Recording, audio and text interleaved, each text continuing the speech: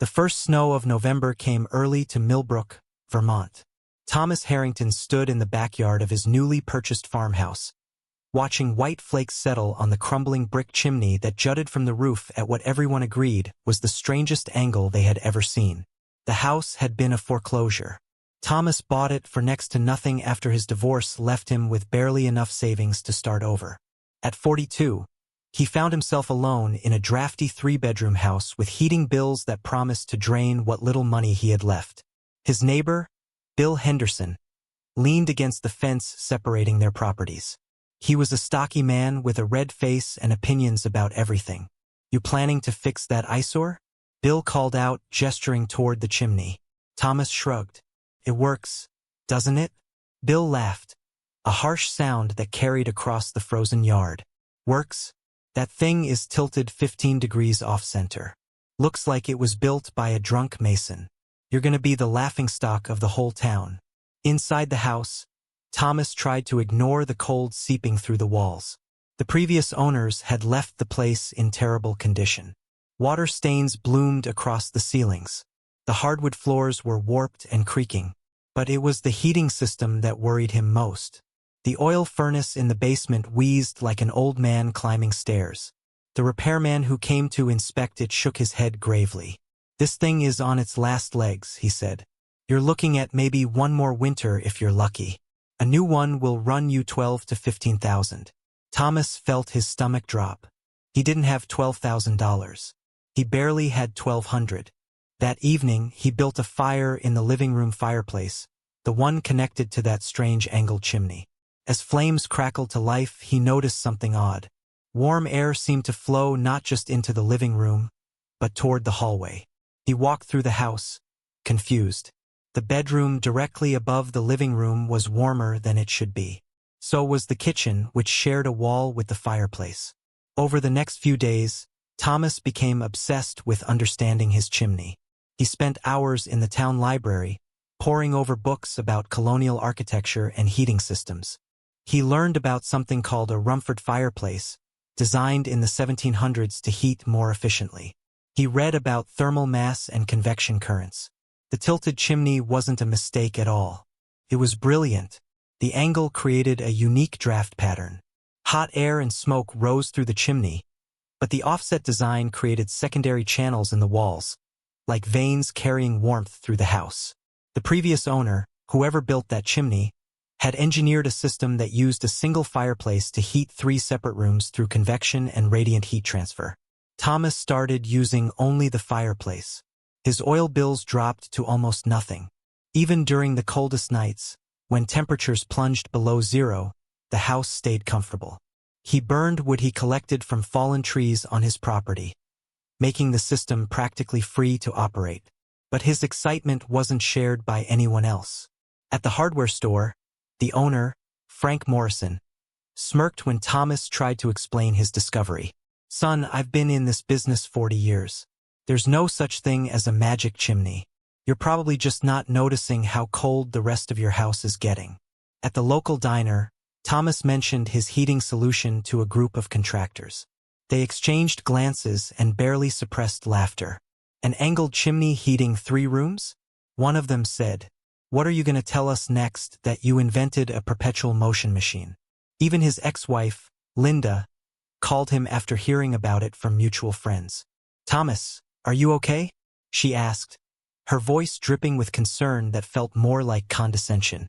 "People are saying you're telling weird stories about your chimney. Maybe you should see someone."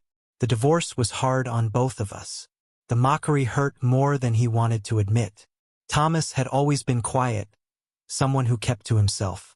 After the divorce, after losing his job as a regional sales manager, after watching his comfortable middle-class life crumble, he thought maybe this house, this strange discovery, could be a new beginning. Instead, he was becoming the local joke. The guy with the ridiculous angled chimney who thought he'd discovered something special. Bill Henderson took particular pleasure in spreading the story. At the town council meeting, he stood up during open comments. "I just want to say, for the record, that my neighbor is claiming his crooked chimney is some kind of heating miracle. I think we all need a good laugh these days, so I appreciate the entertainment." The room erupted in chuckles. Thomas sat in his living room that night, fire crackling, house warm and comfortable, and wondered if being right mattered at all when everyone thought you were a fool. Winter deepened its grip on Millbrook. Thomas watched his neighbors struggle with heating bills that climbed past $300 a month while his costs remained negligible. But instead of curiosity, his success bred resentment. Bill Henderson started a Facebook group called Millbrook Community Watch. The first post featured a photo of Thomas's chimney with the caption, "When you buy the cheapest house in town and pretend the defects are features."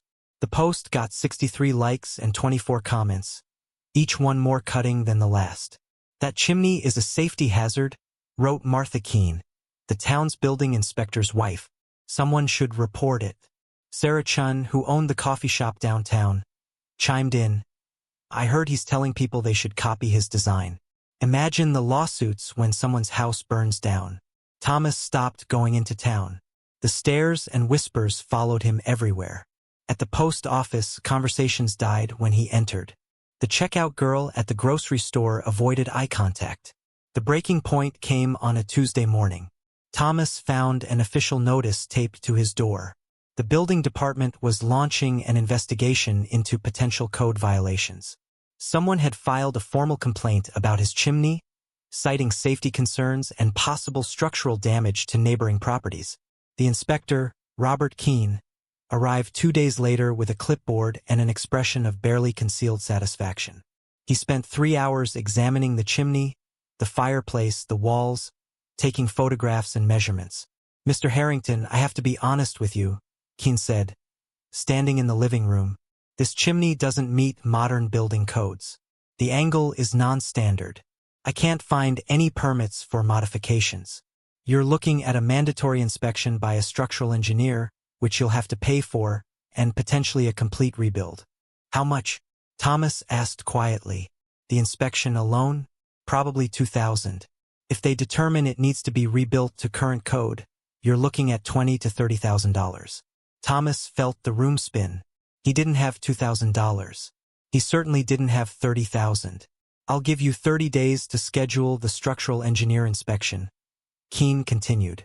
"If you don't comply, the town can place a lien on your property or force the work to be done and bill you for it." After Keene left, Thomas sat on his front steps in the cold. Across the fence, Bill Henderson was loading groceries from his truck. He caught Thomas's eye and smiled. "Heard you got a visit from the inspector," Bill called out. "Maybe now you'll understand that some of us actually know what we're talking about. That chimney is a disaster waiting to happen, and frankly, you're bringing down all our property values." Thomas didn't respond. He couldn't find the words. Thomas spent the next week in a fog of anxiety. He called every structural engineer within 50 miles. The quotes ranged from $1,800 to $3,000 just for the inspection. Money he didn't have. On Saturday morning, desperate for distraction, he drove to the University of Vermont in Burlington. The architecture library there had historical building records. If he could prove his chimney was original to the house, maybe he could get it classified as a historic structure, exempt from modern codes. He was hunched over a microfiche machine, scrolling through property records from the 1790s, when someone tapped his shoulder. "That's the Harrington property in Millbrook, isn't it?" Thomas turned to find an elderly man with wire-rimmed glasses and a tweed jacket that had seen better days. His name tag read Professor Edmund Whitmore, Architectural History Department. "Yes," Thomas said. "Do you know it?" "Know it?" Whitmore's eyes lit up. "I've been trying to get access to that property for 15 years. The previous owners always refused. That chimney is the work of Elias Drummond, one of the most innovative builders of the federal period. He designed only 7 houses in New England, and yours is the only one with the original heating system still intact." Thomas felt something shift in his chest.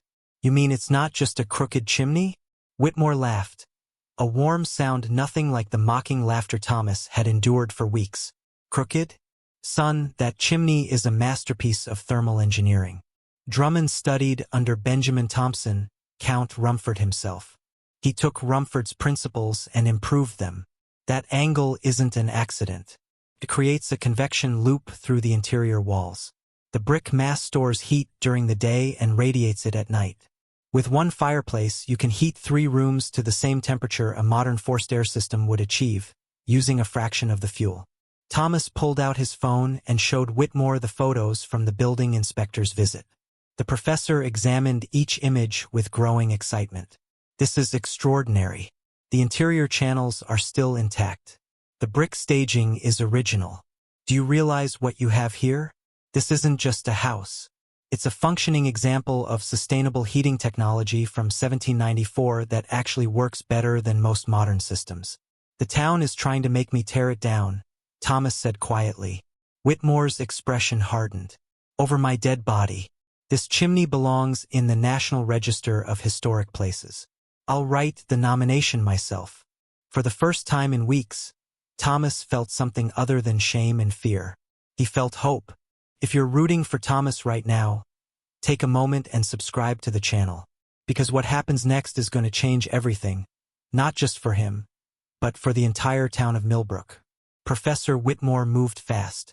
Within 48 hours, he had assembled a team from the university, including 2 graduate students specializing in historical preservation and a thermal engineer who worked with sustainable building systems. They descended on Thomas's house with equipment that looked like something from a science fiction movie. Infrared cameras mapped heat distribution through the walls. Sensors measured airflow patterns. They took core samples from the brick and mortar to verify the construction date. The results were stunning. The chimney system maintained an average temperature of 68 degrees Fahrenheit across all 3 rooms with a single fire burning 4 hours per day. A modern forced air system would need to run 12 to 14 hours to achieve the same result, consuming 3 times the energy. This is revolutionary, said Dr. Patricia Osei, the thermal engineer. Even by today's standards, this is incredibly efficient. Elias Drummond was 200 years ahead of his time. Whitmore contacted the State Historic Preservation Office. He submitted an emergency nomination for the National Register, arguing that the chimney represented a significant technological innovation in American architectural history. But Bill Henderson wasn't finished. He rallied the town council, claiming that historic designation would prevent necessary safety inspections and put the entire neighborhood at risk. The showdown came at a packed town hall meeting 3 weeks later. Thomas stood at the podium, hands shaking, facing a room full of hostile faces. Bill Henderson sat in the front row, arms crossed, smirking. Then Professor Whitmore entered with his team, carrying laptops, charts, and thermal imaging displays. For the next hour, they presented their findings. They showed how the angled chimney created a thermal battery in the walls. They explained how Drummond had calculated the precise angle to maximize convection without creating dangerous backdrafts. They demonstrated with live thermal cameras how heat distributed evenly through Thomas's house. This isn't just about one man's heating bill, Whitmore told the council. This is about recognizing that sometimes old solutions are better than new ones. At a time when energy costs are crushing families and climate change demands we find sustainable alternatives, we have a working example of zero-emission heating that's been functioning perfectly for 230 years. The room fell silent. Robert Keene, the building inspector, stood up slowly. He looked at Thomas, then at the data displayed on the screen behind Whitmore. "I owe you an apology, Mr. Harrington," Keene said quietly. "I assumed you were either ignorant or dangerous. I didn't consider that you might be right." Bill Henderson's face turned crimson. "This is ridiculous. You're all falling for pseudoscience and fancy words." But Martha Keene touched her husband's arm. "Bill, look at the numbers.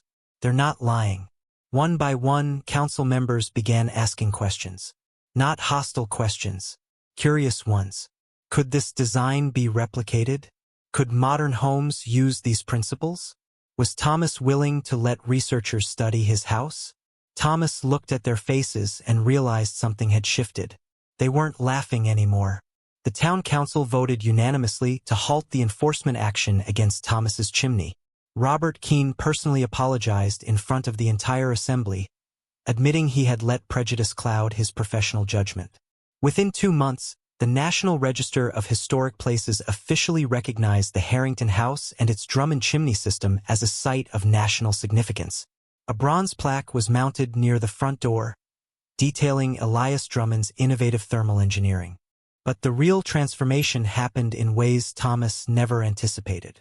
Professor Whitmore secured a grant from the Department of Energy to study the chimney's design principles. The university published a paper that went viral in architectural and engineering circles. Suddenly, Thomas's little farmhouse in Millbrook became a destination for researchers, architects, and sustainable design advocates from around the world. A team from MIT visited to create detailed 3D scans of the entire heating system. An architectural firm from Copenhagen spent a week measuring and documenting every angle, every brick, every air channel. They wanted to incorporate Drummond's principles into a new housing development designed for extreme cold climates. Thomas started giving tours twice a month. He watched as visitors walked through his home, thermal cameras in hand, marveling at the elegant simplicity of 200-year-old engineering. The local newspaper ran a front-page story with the headline, "Millbrook Man Vindicated as Historic Chimney Draws International Attention." They interviewed Bill Henderson, who declined to comment. Sarah Chun, the coffee shop owner who had mocked Thomas online, showed up at his door one morning with fresh pastries and a sheepish expression.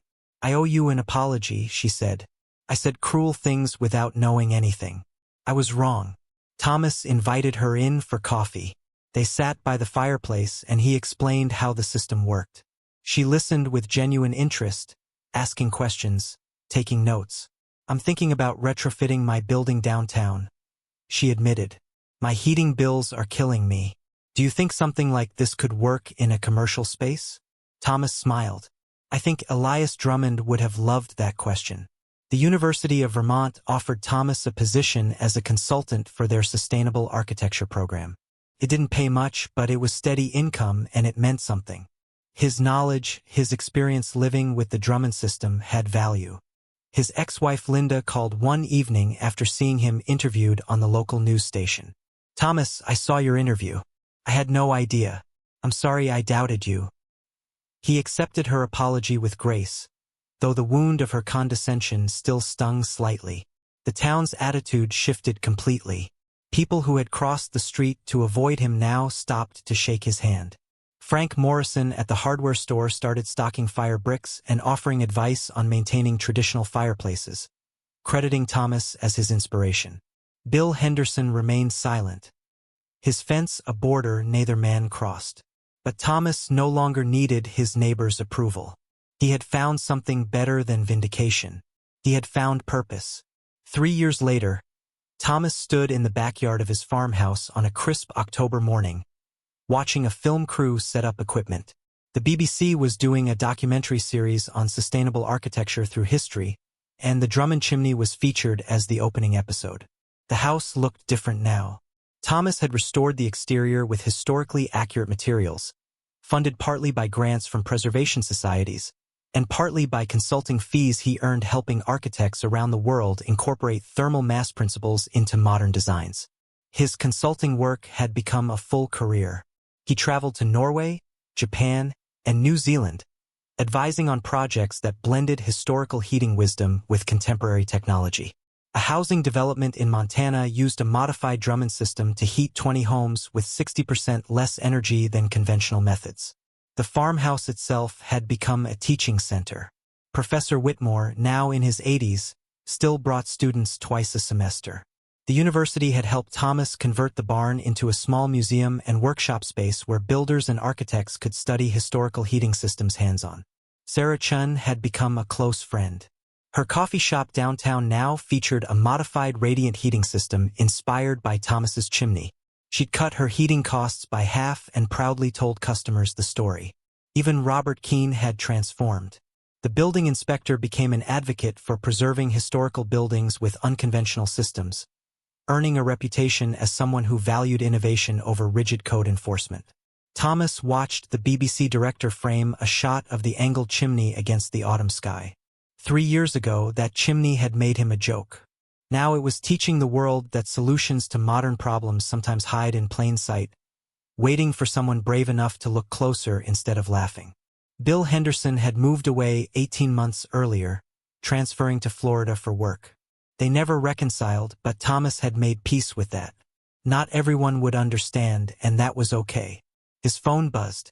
A message from an architectural firm in Sweden. They wanted to consult on a community center project. He smiled and pocketed the phone. The greatest lesson Thomas learned wasn't about chimneys or thermal dynamics. It was about persistence, about trusting yourself when everyone says you're wrong, about how mockery often masks fear of the unfamiliar, and how patience and proof can transform ridicule into respect. He thought about that first terrible winter, sitting alone in his living room, warm and comfortable while the town laughed. If he could go back and tell that version of himself anything, it would be simple. Keep going. The truth has a way of rising, just like heat through a perfectly angled chimney. Thank you so much for watching this story until the end. If it touched you or inspired you in any way, please hit that like button and leave a comment telling me what you thought. Subscribe to the channel so you don't miss future stories about ordinary people who discovered extraordinary things. And tell me, what topic should I cover next? Your suggestions might become the next video. Thanks again, and I'll see you in the next story.